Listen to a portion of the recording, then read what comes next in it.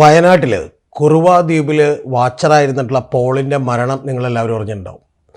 ആ പോളിൻ്റെ മരണത്തിന് ശേഷം ഇന്നിപ്പോൾ വയനാട്ടിൽ പുൽപ്പള്ളിയിൽ വലിയ തോതിലുള്ളൊരു കലാപസദൃശ്യമായിട്ടുള്ള രംഗങ്ങളാണ് നമ്മൾ കണ്ടത്. അവിടെ നാട്ടുകാരൊക്കെ തടിച്ചുകൂടി ഈ പോളിൻ്റെ ഡെഡ് ബോഡി അടങ്ങുന്ന ആംബുലൻസ് അവർ മണിക്കൂറുകളോളം, ഏതാണ്ട് ഒരു 10 മണി മുതൽ ഏതാണ്ട് ഒരു 2 മണിയോളം തന്നെ, 1:30 തന്നെ അവർ അവിടെ തടഞ്ഞു വെച്ചിരുന്നു. ഈ തടഞ്ഞു വെച്ചപ്പോൾ ഇപ്പോൾ ഏറ്റവും ലാസ്റ്റ് ഫ്രീസർ അതിൻ്റെ തീരാറായി എന്ന് പറഞ്ഞിട്ടാണ് ഇപ്പോൾ അത് വിട്ടയക്കാൻ ഇവർ തയ്യാറായത്. എന്ന് മാത്രമല്ല, IC ബാലകൃഷ്ണനും നമ്മൾ ടി സിദ്ദിഖും അടക്കമുള്ള MLA-മാരൊക്കെ വന്നപ്പോൾ അവരെ കയ്യേറ്റം ചെയ്യാൻ ശ്രമിക്കുന്ന ദൃശ്യങ്ങൾ വരെ ഉണ്ടായി. അത് വലിയ തോതിലുള്ള കൂവലുകളുണ്ടായി. നാട്ടുകാർ വലിയ ക്ഷോഭത്തിലും വലിയ പ്രക്ഷോഭത്തിലുമായിരുന്നു. SP അവിടെ രംഗത്തെത്തിയിരുന്നു. പക്ഷേ നമ്മുടെ കളക്ടറായിട്ടുള്ള രേണുരാജ് അവിടെ എത്തിയിട്ടില്ല. രേണുരാജ് വളരെ പ്രഗത്ഭയായിട്ടുള്ള കളക്ടറാണെന്നുള്ളത് നിങ്ങൾക്ക് എല്ലാവർക്കും അറിയാം.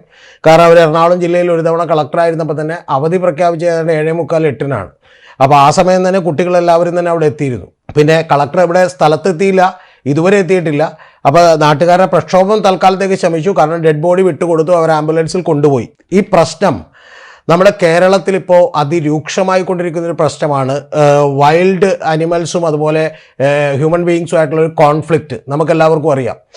ഏതാനും നാൾക്ക് മുമ്പ് ഈ പോൾ മരിക്കുന്നതിന് ഒരാഴ്ചക്കുള്ളിൽ തന്നെയാണ് അജീഷ് എന്ന് പറയുന്ന ഒരു ചെറുപ്പക്കാരൻ മരണപ്പെട്ടത്. ആ മരണപ്പെട്ട വീഡിയോ കാണുമ്പോൾ നമുക്ക് സങ്കടം സഹിക്കില്ല. കാരണം പല രീതിയിലൊക്കെ ആളുകൾ മരിക്കും, നമ്മൾ ജനിച്ചാൽ മരിക്കുമെന്ന് ഉറപ്പാണ്. പക്ഷേ അതിദാരുണമായിട്ടുള്ള അന്ത്യമാണ് അജീഷിൻ്റെ ആയിട്ടുള്ളത്.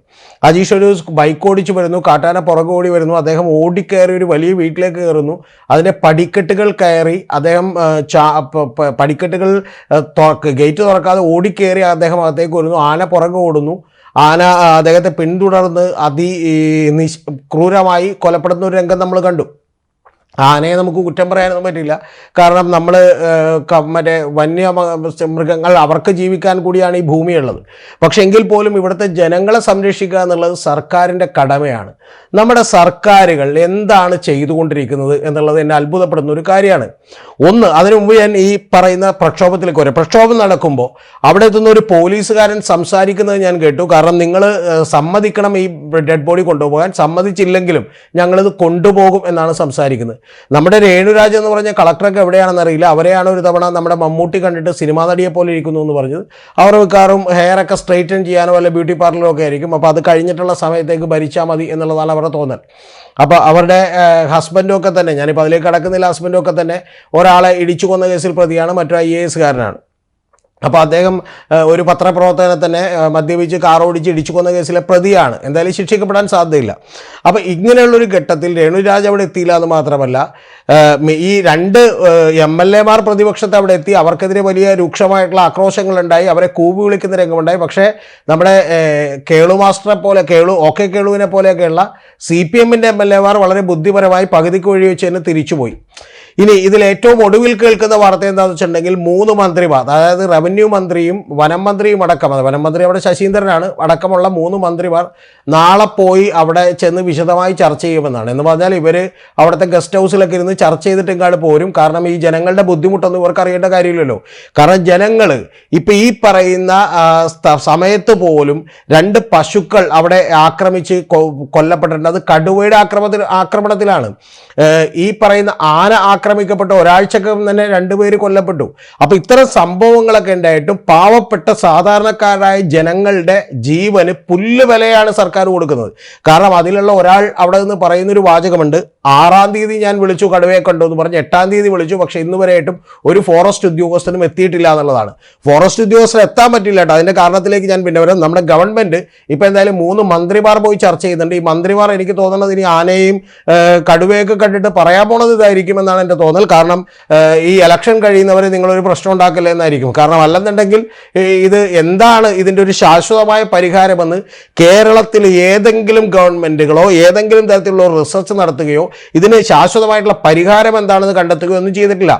ഇലക്ട്രിക് ഫെൻസിങ് അടക്കമുള്ള സംവിധാനങ്ങളുണ്ട് എന്ന് കേൾക്കുന്നു. പക്ഷെ അത് തന്നെ എത്രത്തോളം പ്രായോഗികമാണെന്ന് നമുക്കറിയില്ല.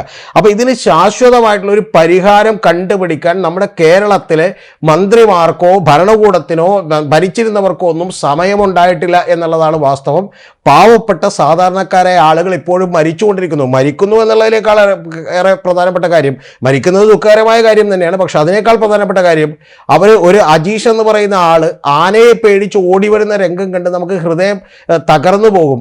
അങ്ങനെയാണ് അദ്ദേഹം മരിച്ചിട്ടുള്ളത്. ഈ പുലി പിടിച്ചൊക്കെ മരിക്കുന്നു, അല്ലെങ്കിൽ പുലി വരുമോ എന്ന് പേടിച്ച് അന്തി ഉറങ്ങുന്നു എന്ന് പറയുന്ന ഒരു അവസ്ഥ നഗരവാസികളായിട്ടുള്ള ആളുകൾക്കൊന്നും മനസ്സിലായില്ലെങ്കിലും ഈ വയനാട്ടിലൊക്കെ താമസിക്കുന്ന നിരവധി ആളുകൾക്ക് മനസ്സിലാവും. ആലോചിച്ചാൽ നമുക്ക് മനസ്സിലാവും. നമ്മുടെ കൊച്ചു പുറത്തേക്ക് ഇറങ്ങുമ്പോൾ, നമ്മുടെ അച്ഛനോ അമ്മയോ പുറത്തേക്ക് ഇറങ്ങുമ്പോൾ അവരെ ഒരു ആനയോ മൃഗമോ ഒക്കെ ഓടിച്ചിട്ട് കൊല്ലും എന്ന് പറയുന്ന ഭീതിയോടുകൂടി നമുക്ക് എങ്ങനെയാണ് ഉറങ്ങാൻ കഴിയുക എന്നുള്ളത് നിങ്ങളൊന്ന് ആലോചിക്കണം. ഇതിലെ പ്രശ്നം, നമ്മുടെ സർക്കാരുകളൊന്നും തന്നെ ഇവിടെയുള്ള കേരളത്തിലെ പ്രശ്നങ്ങളിൽ ഒരു തരത്തിലുള്ള റിസർച്ച് നടത്തുകയോ അതിന് ശാശ്വതമായ പരിഹാരം കണ്ടെത്തുകയോ ഒന്നും ചെയ്യുന്നില്ല. നമ്മൾ വെറുതെ ഇരിക്കുകയാണ് എന്നുള്ളത് ചുരുക്കം. നമ്മൾ ചില കണ്ണിൽ പൊടിയിടാനുള്ള തീരുമാനങ്ങൾ എടുക്കുകയാണ്. ആ തീരുമാനങ്ങളിൽ ഒന്നാമത്തെ തീരുമാനം, ഇപ്പം അജീഷിൻ്റെ 10 ലക്ഷം രൂപ നഷ്ടപരിഹാരം കൊടുക്കാൻ തീരുമാനിച്ചിട്ടുണ്ട് ആന ചവിട്ടിക്കൊന്നിട്ടുള്ള അജീഷിന്.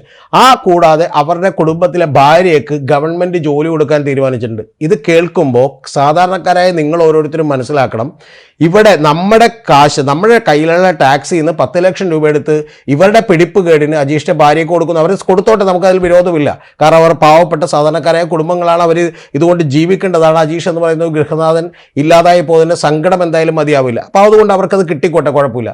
പക്ഷേ ഇവരുടെ കഴിവ് കേടിന് ഇതിങ്ങനെ ഇവർ കൊടുത്തുകൊണ്ടിരിക്കുകയാണ് എന്നുള്ളത് നമ്മൾ മനസ്സിലാക്കണം. ഇപ്പോൾ ഏറ്റവും ഒടുവിൽ ഈ പോളിൻ്റെ കുടുംബത്തിന് 50 ലക്ഷം രൂപ നഷ്ടപരിഹാരം കൊടുക്കാനുള്ള നിർദ്ദേശം ഇങ്ങോട്ട് സമർപ്പിച്ചിട്ടുണ്ട്. കൂടാതെ വീട്ടിലൊരാൾക്ക് ജോലി കൂടി, സ്ഥിരമായിട്ടുള്ള ജോലി കൂടി കൊടുക്കാൻ തീരുമാനിച്ചിട്ടുണ്ട്. താൽക്കാലികമായ ജനങ്ങളുടെ ക്ഷോഭത്തെ നേരിടാൻ, വോട്ട് ബാങ്കുകൾ ഉറപ്പിക്കാൻ വേണ്ടി അവർക്കൊന്നും നഷ്ടപ്പെടുന്നില്ല. അവരുടെ നിഷ്ക്രിയത്വത്തിന് അവരൊരു ഫൈനും അടക്കേണ്ടി വരുന്നില്ല. പകരം അവരെന്ത് ചെയ്യുകയാണ്, ഗവൺമെൻറ്റിൻ്റെ കാശെടുത്ത് അങ്ങോട്ട് കൊടുക്കുകയാണ്. ഉദ്യോഗസ്ഥന്മാരുടെ കുറ്റകൃത്യങ്ങൾക്കും ഇത് തന്നെയാണ് ചെയ്തിട്ടുള്ളത്. വരാപ്പുഴ കസ്റ്റഡി മരണ പീഡന കേസിൽ അവർ ചെയ്തത് 10 ലക്ഷം രൂപ ഉദ്യോഗസ്ഥരുടെ കയ്യിൽ നിന്നും ഈടാക്കില്ല, ഗവൺമെൻറ് കയ്യിൽ നിന്ന് ഈടാക്കി നേരെ അങ്ങോട്ട് കൊടുത്തു. കൂടാതെ ആ വരാപ്പുഴ കസ്റ്റഡി മരണത്തിൽ മരിച്ചുപോയയാളുടെ വിധവക്ക് ജോലിയും കൊടുത്തു, ഗവൺമെൻറ് ജോലി എന്ന് പറഞ്ഞാൽ മറ്റൊരാൾക്ക് കിട്ടേണ്ട ജോലി കൊടുത്തു. അത് കിട്ടിക്കോട്ടെ, കുഴപ്പമില്ല. പക്ഷേ എത്ര നാളാണ് ഗവൺമെൻറ് നിഷ്ക്രിയത്വത്തിന് നമ്മളുടെയൊക്കെ പോക്കറ്റിൽ നിന്നുള്ള പണമെടുത്ത് ഇവർ പരിഹാരം കാണുന്നത് എന്നുള്ളതാണ് എൻ്റെ ചോദ്യം. ഒന്ന്. രണ്ടാമത്തത്, ഈ നമ്മുടെ ഡിപ്പാർട്ട്മെൻറ്റുകൾ, ഈ വനം വകുപ്പ് പോലെയുള്ള ഡിപ്പാർട്ട്മെൻറ്റുകൾ എന്താണ് ചെയ്തുകൊണ്ടിരിക്കുന്നത് എന്നുള്ളത് നിങ്ങൾക്ക് ആർക്കെങ്കിലും അറിയോ? എനിക്കറിയില്ല. എൻ്റെ കൂടെ വർക്ക് ചെയ്തിരുന്ന ഒരാളുടെ അച്ഛൻ പണ്ട്, അദ്ദേഹം 10 കൊല്ലമായി മരിച്ചിട്ട്, പണ്ട് ഫോറസ്റ്റിലാണ് ജോലി ചെയ്തിരുന്നത്. നിരവധി സ്ഥലങ്ങൾ അവർ മേടിച്ചിട്ടുണ്ട്, വലിയ ധനാഢ്യരായിട്ടുണ്ട് എന്നുള്ളത് ഒഴിച്ചു വെച്ചാൽ ഈ ഡിപ്പാർട്ട്മെൻറ്റിലെ ആളുകളുടെ വരുമാനം എന്താണ് എന്ന് നമുക്കറിയില്ല. ഇവരിൽ മിക്ക ഉദ്യോഗസ്ഥന്മാരും വരവിൽ കവിഞ്ഞ സ്വത്ത് സമ്പാദിച്ചിട്ടുള്ള ആളുകളാണ്. പേര് പറയാത്തത് എന്തുകൊണ്ടാണെന്ന് വെച്ചിട്ടുണ്ടെങ്കിൽ ഇനി അത് തെളിയിക്കാൻ പോകാൻ നമുക്ക് സമയമില്ലാത്തതുകൊണ്ടാണ്. പക്ഷേ ഇവർക്കെതിരെ അന്വേഷണം നടക്കുന്നില്ല എന്ന് മാത്രമല്ല, ഇവരുടെ എഫിഷ്യൻസി എന്താണ്? ഇവരുടെ എഫിഷ്യൻസി, ഇപ്പം ആ പ്രക്ഷോഭം നടന്നിരുന്ന അവിടുത്തെ ഒരാൾ പറയുന്നുണ്ട്, ഒരു തടി കൊണ്ടുപോകുന്നു എന്നറിഞ്ഞിട്ടുണ്ടെങ്കിൽ ഇവിടെ ഉടനെ തന്നെ വരും.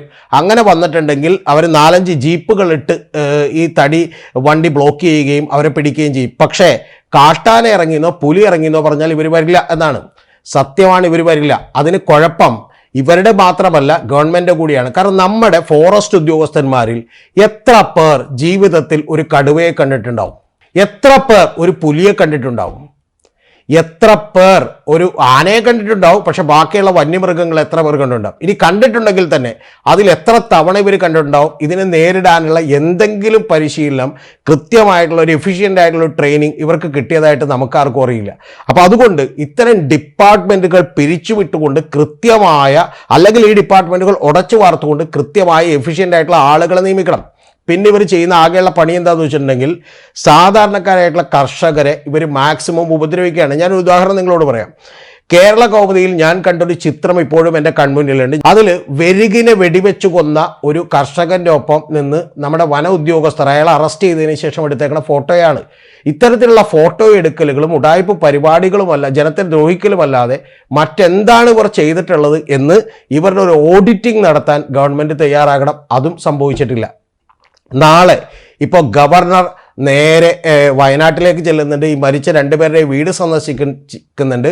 അത് കുറച്ചുകൂടി ചർച്ചയുണ്ടാക്കാൻ സഹായിക്കുമെന്നല്ലാതെ മറ്റെന്തെങ്കിലും തരത്തിലുള്ള പരിഹാരം കേരളത്തിലുണ്ടാകുമോ എന്ന് എനിക്കറിയില്ല. കാരണം കേരള ഗവൺമെൻറ് ഇപ്പോഴും അടയിരിക്കുകയാണ്. താൽക്കാലികമായിട്ടുള്ള പരിഹാരം മാത്രം നോക്കുകയാണ്. ജനങ്ങളുടെ ജീവനും സ്വത്തിനും സംരക്ഷണം നൽകേണ്ട ഗവൺമെൻറ് അലസമായിട്ടിരിക്കുകയാണ്. ഇപ്പോൾ ഈ പ്രക്ഷോഭത്തെ നേരിട്ടത് പോലും അതിൻ്റെ ഉത്തമ ഉദാഹരണമാണ്. കാരണം എറണാകുളത്ത് എടപ്പള്ളിയിൽ ഒരു കുട്ടി ഗേറ്റ് തുറന്ന് അറിയാതെ, ഗേറ്റ് അടച്ചിട്ടിരുന്നതാണ്, പക്ഷെ ഗേറ്റ് തുറന്ന് അറിയാതെ റോട്ടിലേക്ക് പോവുകയും വണ്ടിയിടിച്ച് മരിക്കുകയും ചെയ്തപ്പോൾ ആ കുട്ടിയുടെ അച്ഛൻ സ്കൂളിലേക്ക് നേരെ കടന്നു വരുന്നു. അത് ക്രിസ്ത്യൻ മിഷണറിമാരൊക്കെ നടത്തിക്കൊണ്ടിരുന്ന സ്കൂളാണ്, കന്യാസ്ത്രീമാർ നടത്തിക്കൊണ്ടിരുന്ന സ്കൂളാണ്. ആ സ്കൂൾ നേരെ നടന്നു വന്നപ്പോൾ ആ വരാന്തയിലേക്ക് കയറിയ അച്ഛൻ അവിടുത്തെ പ്രിൻസിപ്പളിൻ്റെ കരണക്കുറ്റിക്കിട്ടൊരു അടി കൊടുക്കുകയാണ് ചെയ്തത്. കാരണം സോറി എന്നിവർ പറഞ്ഞ് തീർക്കുന്നതിന് മുമ്പേ കരണക്കുറ്റിക്കിട്ട് അടി കൊടുക്കുകയാണ് ചെയ്തത്. പക്ഷേ ആ കന്യാസ്ത്രീ ആയിട്ടുള്ള പ്രിൻസിപ്പൾ അവിടെ നിന്നത് കൃത്യമായി കേൾക്കുകയും അത് വളരെ ശാന്തമായി അയാളെ സമാധാനിപ്പിക്കുകയും ചെയ്തു. കാരണം അതാണ് ചെയ്യേണ്ടത് എന്ന് പറയുന്ന ഉത്തമ ബോധ്യം അവർക്കുള്ളതുകൊണ്ടാണ് അവർ ആ വരാന്തയിൽ നിന്ന് നേരെ താഴേക്ക് വീണു പോവുകയാണ് ചെയ്തത്. പക്ഷെ ഇത്തരത്തിലുള്ള അവധാനത കാണിക്കാൻ നമ്മുടെ ഫോറസ്റ്റ് ഉദ്യോഗസ്ഥന്മാർക്കും പറ്റുന്നില്ല, രേണുരാജിനെ പോലുള്ള കളക്ടർമാർക്കും പറ്റുന്നില്ല, തിരുവനന്തപുരത്തിരിക്കുന്ന മന്ത്രിമാർക്കും പറ്റുന്നില്ല.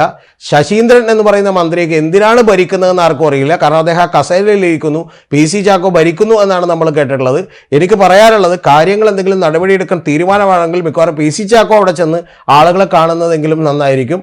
ഇപ്പോൾ ഇത്തരത്തിലുള്ള ഒരു അലംഭാവം ഈ ഗവൺമെൻറ് തുടർന്നുകൊണ്ടിരിക്കുകയാണ്. ഇതിന് ഏറ്റവും ഒടുവിൽ പറയാനുള്ള ഒരു കാര്യം, അവിടുത്തെ ഒരു വൈദികൻ വന്നിട്ട് പറഞ്ഞൊരു കാര്യമുണ്ട്, സ്വന്തം ജീവനേക്കാളും അതിജീവനത്തെക്കാളും വലുതല്ല ഒരു പ്രത്യയശാസ്ത്രവും ഒരു രാഷ്ട്രീയവും എന്നാണ്. അതുകൊണ്ട് ഇത് സ്വാഭാവികമായിട്ടുണ്ടായ പ്രതിഷേധമെന്നാണ് പറഞ്ഞേക്കുന്നത്. അത്തരത്തിലുള്ള സ്വാഭാവിക പ്രതിഷേധങ്ങൾ ഉണ്ടാകും ഗവൺമെൻറ് നിഷ്ക്രിയത്വം ഇനിയും തുടർന്നാൽ.